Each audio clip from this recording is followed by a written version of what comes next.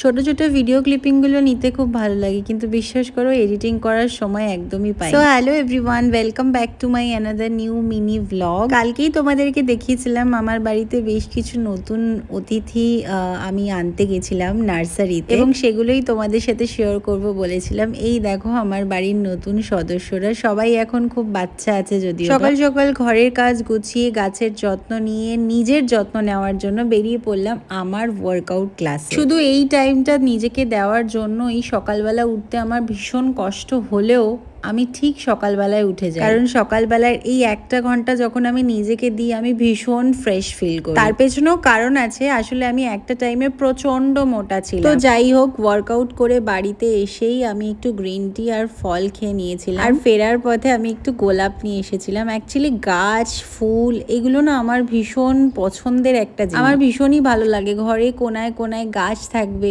ফুল থাকবে, ভীষণ পছন্দের। তো যাই হোক, বেশ কিছু গোলাপ নিয়ে এসেছিলাম। একটু বড় গোলাপ চাইছিলাম বাট পেলাম না। আর দেখো এটা রাখার পর কি সুন্দর লাগছে। আমার ফুল রাখার জন্য ভাসের প্রয়োজন হয় না, গ্লাস বোতল যা পাই তার মধ্যেই আমি গাছ আর ফুলগুলোকে বসিয়ে দিই। আর এদিকে দেখো বৃষ্টি পেয়েছে বলে ফুলগুলো কি সুন্দর লাগছিল আজকে। কোনোদিনও তোমাদেরকে আমার ছাদ বাগানটাও দেখাবো। আসলে ছাদে সবসময় ফোন নিয়ে যাওয়া হয় না বলে ছাদের ভিডিও নেওয়া হয় না।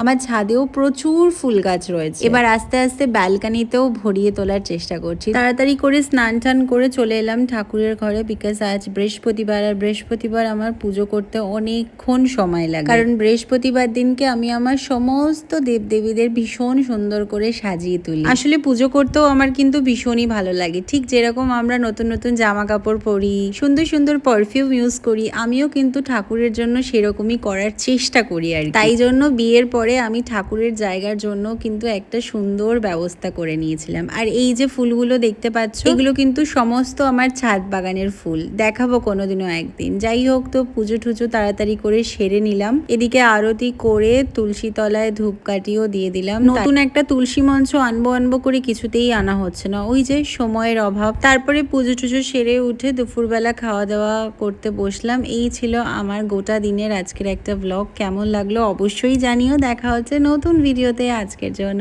টাটা।